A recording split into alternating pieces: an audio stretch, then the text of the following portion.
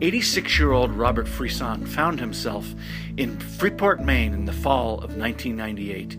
He and his wife, Jeanette, were vacationing in the state and had gone shopping in LL Bean. They decided to spend another day and wanted to find a hotel on the coast.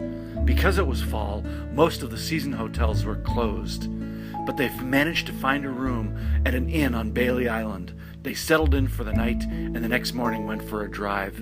As they traveled down the spine of Bailey Island, they found their dream home for sale. There, right along the coast, an 1800s shingled-style cottage sitting right on the water. They bought it nearly on the spot. Since then, Freson and his wife have refocused their life in Maine. He is an internationally famous photographer with a career that goes back 50 years. He worked as a studio assistant for Irving Penn in New York and has spent most of the last half-century as a freelance photojournalist working on his own for all the great stories around the world.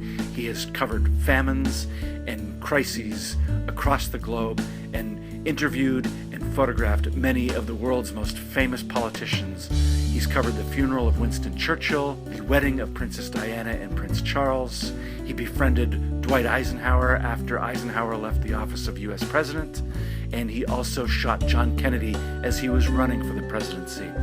He has met many famous actors and actresses, including Lauren Bacall, Bianca Jagger, Omar Sharif, and Sophia Loren.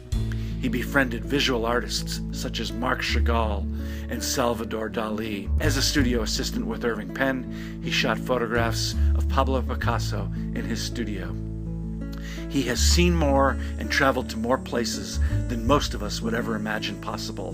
His life is now in Maine, quietly along the coast in Harpswell. As he looks back at his life and his career, Freson is in the process of chronicling his work.